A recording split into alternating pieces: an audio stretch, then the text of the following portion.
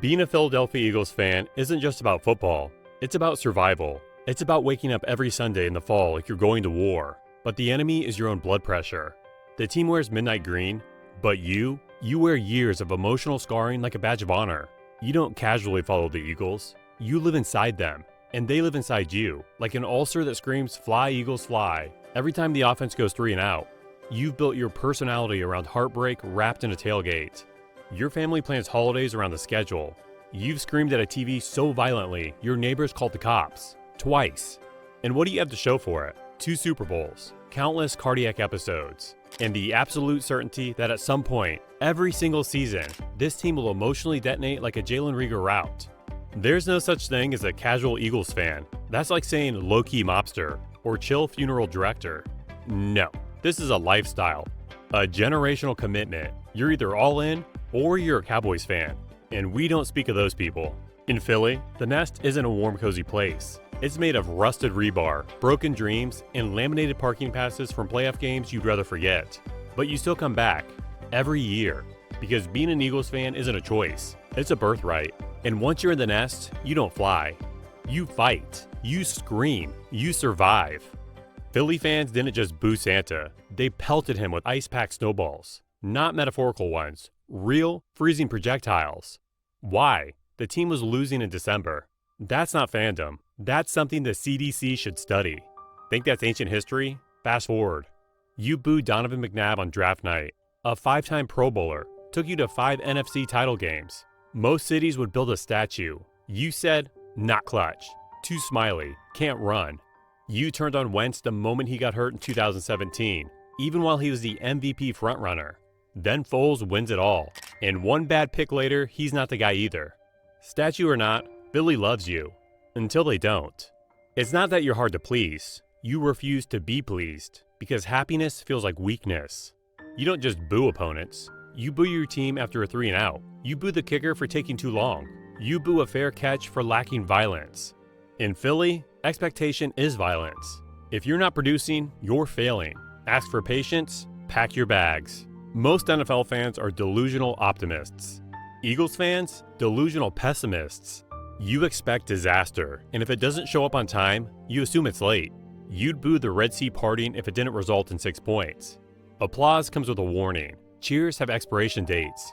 No players face more pressure. No city holds a grudge harder. You don't suffer fools. You don't coddle stars. And if you're lucky enough to get a statue in this town, just pray you don't fumble on 3rd and short, or it's getting tagged by morning. 2017 wasn't just a Super Bowl run. It was a spiritual awakening, like the football gods got drunk, took pity on Philly, and hit cement on the greatest underdog story ever told. And Eagles fans, you didn't just celebrate, you ascended. You climbed poles, flipped cars, fought police horses.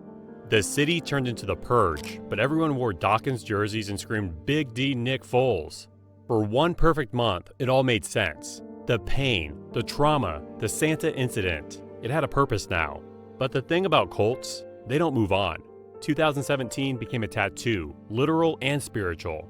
Fans still have Philly special inked on their arms like scripture. You still hear "we should have kept Foles." Like that wasn't the most chaotic QB take in NFL history. The title didn't heal you, it made you hungry. Every player is now compared to the 2017 gods. Every coach measured against Peterson's 4th down swagger. Every QB, yeah, but could he have done what Foles did? You fired the guy who brought you the trophy. You shipped out Wentz, rebuilt, reloaded, and still, the ghost of that run haunts every snap. This isn't nostalgia, it's religion. Peterson is St. Doug of aggressive play calls. Foles is the patron saint of miracles. The Philly special? A commandment. You don't rewatch that Super Bowl, you meditate on it. You remember the down, the distance, the motion. Because it wasn't luck, it was divine intervention. Your MVP went down, your backup beat Brady. You partied on Crisco. What else could it be? But now you're cursed. You felt perfection, and anything else feels like betrayal. You're not chasing another title. You're chasing that title, that high. And deep down you know, you probably won't ever feel it again. So you search for it, every game, every drive. You're not just rooting, you're praying for 2017, the sequel. You don't follow a football team, you follow a cult. And the doctrine is simple. Perform miracles or get booed like you ran over someone's dog.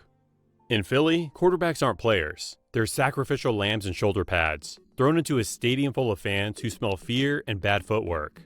There's no grace period, no learning curve. You're expected to be elite by your third series, not third game. You could throw 4 touchdowns, but if the 5th wobbles, congrats. You're trending on work in progress as the next reason this team can't win in January wind. This isn't new, it's generational. McNabb gave you winning seasons, 5 NFC title games, and puked from nerves in the Super Bowl and still got branded as soft. Vic electrified the city, came back from hell and still wasn't enough. Wentz was the golden child, until one injury made fans treat him like he insulted Rocky.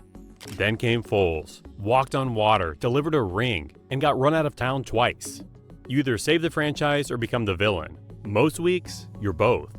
Now it's Jalen Hurts, poised, respected, built like a linebacker with a doctorate in leadership, still not immune. Can he read defenses? Is he elite or just riding the O-line? Would Foles have won that game? He was an MVP runner-up and still gets side-eyed like he just missed curfew. Because in Philly, there's no such thing as the guy, just the next guy to disappoint us. Other cities look for belief. Philly looks for a backup plan. Touchdowns aren't cheered. They're logged into a mental spreadsheet. He better do it again next drive. Even the ghost of Carson Wentz still haunts the stadium like a busted prophecy in shoulder pads. Being QB in Philly isn't about talent. It's about survival. Because here, the QB isn't the controversy. The QB is the city's favorite blood sport. Welcome to the NFC East, where every game feels like a family reunion if your relatives were ex-cons, washed-up jocks, and one uncle who hasn't shut up about the 90s. This isn't a division, it's a 4-way knife fight in a phone booth. And every year, the knife gets duller, the grudges get older, and the stakes stay apocalyptic. Start with the Cowboys. Dallas is that delusional cousin who peaked in high school but still calls himself America's team, while getting bounced by the 49ers every January. Their fans talk like they own the league. Meanwhile, you've got the trophy, the banner, and a statue outside your stadium. And even when you beat them, it never feels like enough.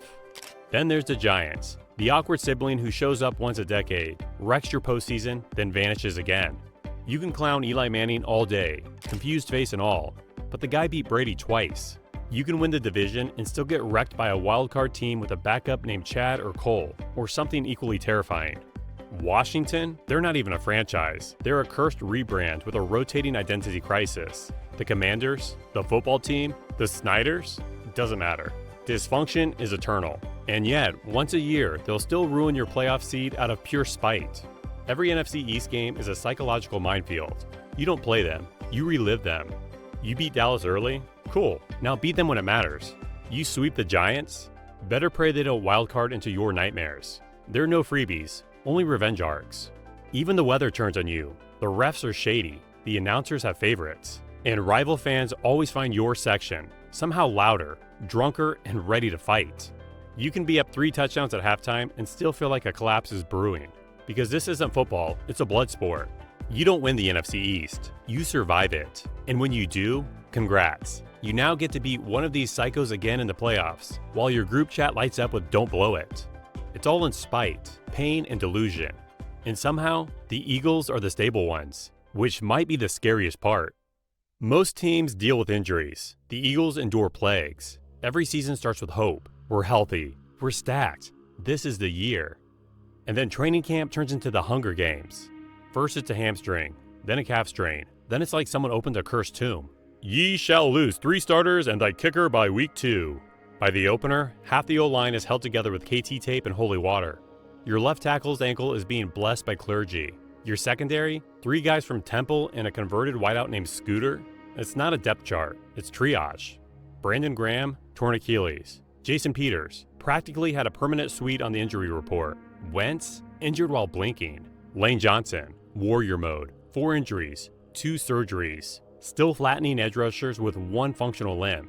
And every time you hear a player's down on the field, you already know. You're not hoping it's minor, just that it's not season ending. Watching the Eagles isn't football, it's a live-action Final Destination reboot. And somehow, it's always next man up. Except the next man was coaching JV lacrosse last month and just borrowed cleats from the punter. You could lead the league in wins and IR spots in the same breath. The bye week? That's not recovery. That's when they schedule emergency surgeries and pray nobody slips in the facility. And every year, every single year, you lie to yourself. This time we'll stay healthy. This is the one where the football gods smile. No, they won't. They're laughing. Just because when you start rolling, boom, your center tears something. Your pass rusher trips during warm-ups. Your wide receiver one wipes out on a Gatorade spill. The Eagles' injury report isn't a list. It's a novella, a tragic tale of hope, hurt, and fifth-rounders getting cooked in primetime. It's not football. It's self-harm with a parking pass. You got your ring. You climbed the mountain. You beat Tom freaking Brady with a backup QB and a play stolen from a high school playbook. And ever since, you've been chasing that high like a junkie with a Philly special tattoo on their calf. It wasn't just a win. It was deliverance. The ghost of Andy Reid's clock management, 4 NFC title game losses, and James Thrash as a wide receiver one, gone. Your city was exercised in one glorious February night. But you didn't come down. You built a shrine on that mountaintop and refused to leave. Now you expect that feeling every year. Doug Peterson gave you everything. Outcoached Belichick, made Foles immortal. And 2 years later, you fired him like he stiffed a Wawa cashier. Why? He missed the playoffs with a roster stitched together from practice squad castoffs and duct tape. Sirianni made a Super Bowl. Jalen Hurts nearly won MVP. Still, people called him a system guy and wanted a new play caller by Thanksgiving. That ring didn't satisfy you. It rewired you. 12 wins. Cool. Top 5 offense? Great. But if there's no confetti, burn it down. Fire someone. Draft a quarterback. You became New England with none of the trophies. Just a trauma and expectations. Other fan bases cherish their one title. Philly uses it like a weapon against players, coaches, and each other. If the team doesn't steamroll through January, sports radio wants a rebuild and the ghost of Buddy Ryan coordinating the defense. You got a taste of greatness, and now you're insatiable. You're not drunk off success, you're hungover. Still screaming, Big Dick Nick, while demanding your third offensive coordinator get canned, mid-season. You're not chasing championships, you're chasing 2017. The magic, the madness, the masks. And here's the truth, you'll never feel that again. The team was lightning in a cheesesteak wrapper. That season, a glitch in the Matrix. Now, you're cursed to compare every year to the one moment the football gods finally threw you a bone. You're not champions anymore. You're survivors of a once-in-a-lifetime fever dream, desperate to believe it wasn't just that. Being an Eagles fan is like staying in a toxic relationship. They forget your birthday, crash your car, burn your house down, and you still take them back because they swear this year will be different. You didn't just ride the emotional roller coaster, you built it, named it after your favorite player, then demanded it be torn down after a wildcard loss.